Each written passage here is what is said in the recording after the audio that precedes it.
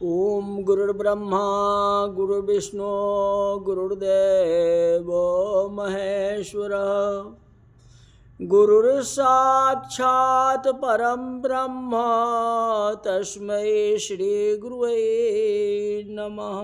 आज की कथा भागवत में मानव भक्ति तो करता है, किंतु मानव प्रायः दुख में ही भक्ति करता है। दुख में सिमरन सब करे और सुख में करे न कोई। मानव को जब बहुत सुख मिलता है तो वह भगवान को भूल जाता है। भक्ति में ज्ञान वैराग्य का साथ होना चाहिए। ज्ञान वैराग्य के बिना भक्ति टिकती नहीं। कहा गया द्वारि द्यूनद्यारि शवः कुरूणाम मैत्रे माशीन मगाध बोधम क्षतोपस्त्रित्याच्युत भाव शुद्ध प्रपच्छ सोशिल गुणाभितृप्त। गंगा के किनारे मैत्रेय ऋषि के आश्रम में विदुर जी मैत्रेय ऋषि को साष्टांग प्रणाम किया। विदुर जी का विनय देख करके मैत्रेय ऋषि प्रसन्न हो गए। उनको बैठने के लिए सुंदर आसन दिया। मैत्रेय ऋषि ने कहा कि आप मुझे साष्टांग वंदन करते हैं, मैं आपको अच्छी तरह से जानता हूं। आप महान पुरुष हो। एक दिवस ऐसा आता है जब सभी जीव आपके सन्मुख हाथ जोड़ करके खड़े होते हैं, क्योंकि आप यमराज के अवतार हैं। विदुर जी को कहते हैं जो आप यमराज के अवतार। अब यमराज के दासी पुत्र होने की कथा आती है। यमराज को मांडव ऋषि का श्राप हुआ था। एक बार राजमहल में चोरी करके चोर भागे जा रहे थे। सिपाही उनके पीछे पड़े थे और चोरी का माल मांडव ऋषि के आश्रम में फेंक कर चोर भाग गए। मांडव ऋषि के आश्रम में चोरी का माल मिला। सो सिपाहियों को ऐसा लगा कि यह ऋषि नहीं है, चोरों का सरदार है। साधु का वेश बना के बैठा है। मांडव ऋषि को भी सिपाहियों ने पकड़ लिया और राजा के पास ले गए। और राजा ने कुछ विचार नहीं किया और कहा इसको सूली के ऊपर चढ़ा दो। किनको? तो मांडव ऋषि को। दूसरे चोर सब मर गए। सूली के अग्रभाग में मांडव ऋषि 24 घंटा बैठे रहे, लेकिन सूली का प्रवेश उनके शरीर में हुआ ही नहीं। तो राजा को ज्ञान हुआ कि कोई संत है, भूल से मैंने इनको सजा की। अब राजा क्षमा मांगता है। मांडव ऋषि ने कहा मैं क्षमा करता हूं, किंतु अब यमराज को मैं सजा करने के लिए जाता हूं। आपको तो माफ कर दिया, राजा को माफ कर दिया, लेकिन मैं यमराज को सजा देने के लिए जाता हूं। उनसे पूछता हूं। कहते जो पाप करता है उसी को डर लगता है, और जिसने पाप किया ही नहीं तो यमराज भी क्या भय नहीं लगता। यमराज मेरे को क्या करेगा? मैंने जनजीवन में कभी जो है पाप नहीं किया। पापी को ही भय लगता है। जो निष्पाप है वह निर्भय है। मांडव ऋषि जमपुरी में गए यमराज के दो स्वरूप हैं। पापी के लिए यमराज भयंकर स्वरूप है, अब पुण्यात्मा के लिए वही सौम्य धर्मराज हो जाते हैं। वही यमराज है, वही धर्मराज। यमराज जो है महान वैष्णव है, मांडव ऋषि को आसन दिया, उनकी पूजा करते हैं। मांडव ऋषि ने कहा जी तुम्हारी पूजा लेने के लिए मैं नहीं आया, आज मैं तुम्हारी खबर लेने के लिए आया। मैंने कभी जीवन में कोई प्रकार की पाप नहीं की, तो सूली के ऊपर मुझे क्यों चढ़ाया गया? जब मैंने पाप ही नहीं किया तो सूली के ऊपर क्यों चढ़ाया गया? तो यमराज चौपरा बही खाता देखते हैं, सो वहां महाराज का नाम में कोई पाप था ही नहीं, बही खाता में कोई पाप नहीं था। यमराज का धंधा बहुत बड़ा है, लाखों जीवों की सजा करनी होती है, कभी कभी भूल भी हो जाती होगी, हो सकता है। महाराज के नाम पर कोई पाप जमा नहीं है, मतलब पाप किया ही नहीं था, भूल से सजा हुई। यमराज घबरा गए, मैं ऋषि, ये ऋषि मुझे कहीं श्राप नहीं दे रहे। यमराज ने कहा आप 3 वर्ष के थे, अब निकालता उत्तर निकालते हैं।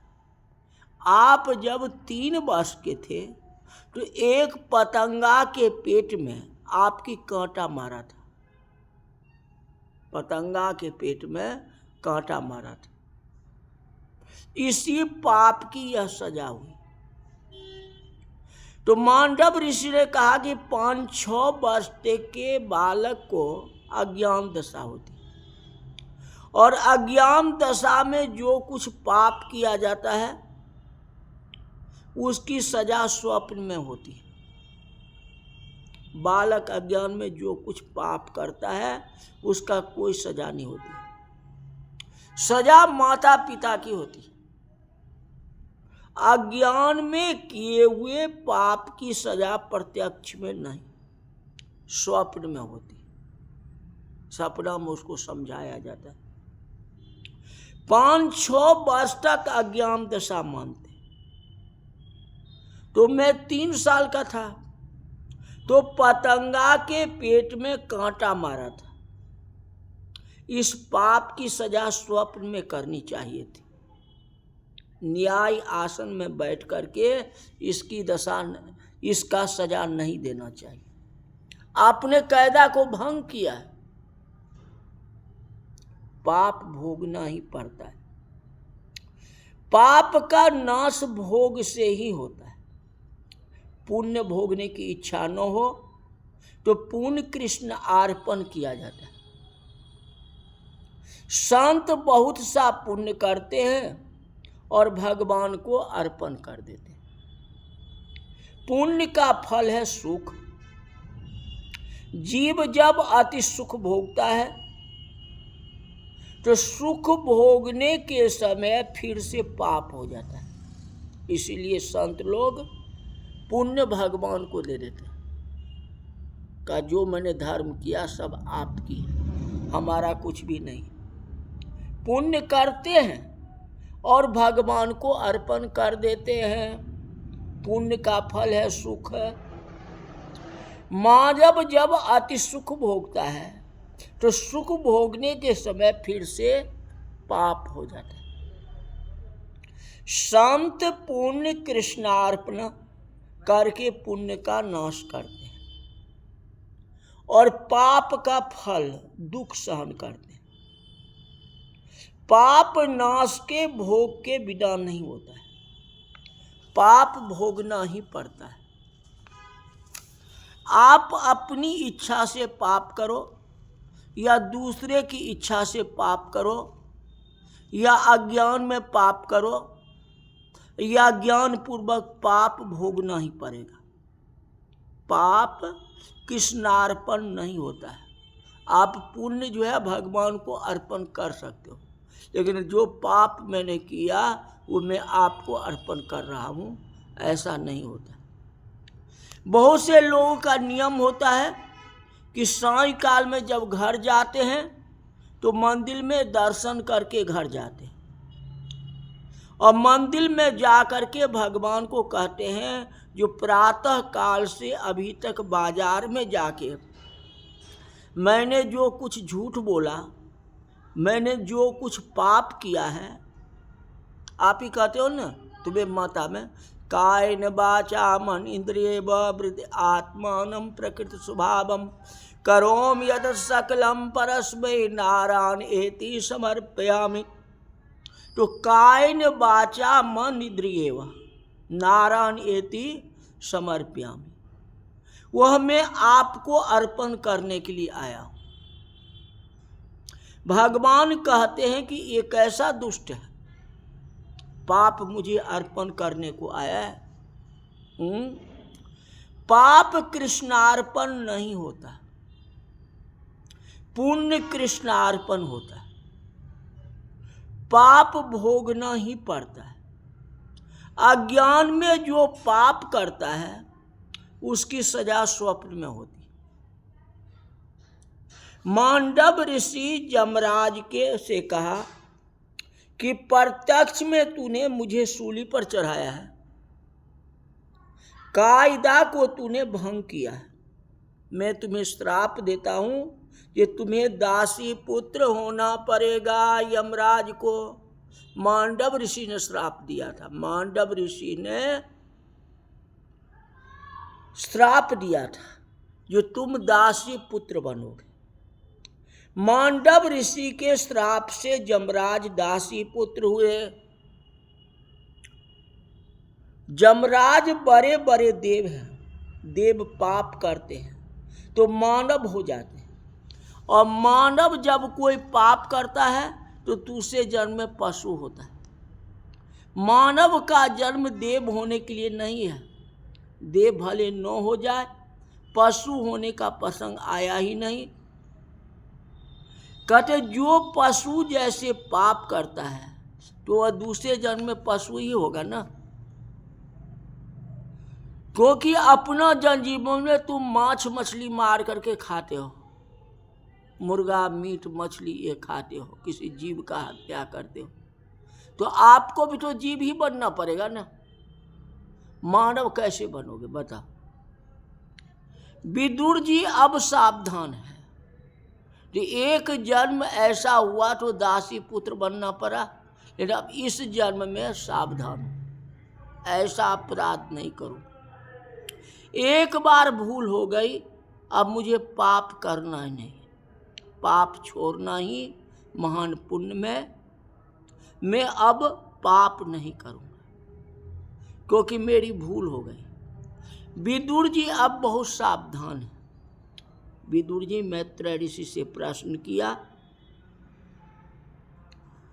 कि हम जगत की उत्पत्ति कैसे होती है। विदुर जी ने मैत्रेय ऋषि से प्रश्न किया है जो जगत की उत्पत्ति कैसे होती है और प्रलय कैसे होता है। जगत उत्पत्ति की कथा भागवत में अनेक बार आई है। संसार ही भगवान का चमत्कार है, तो उत्पत्ति की कथा कैसे नहीं आएगी। सब ये कथा जो है विस्तार से कल बताएंगे।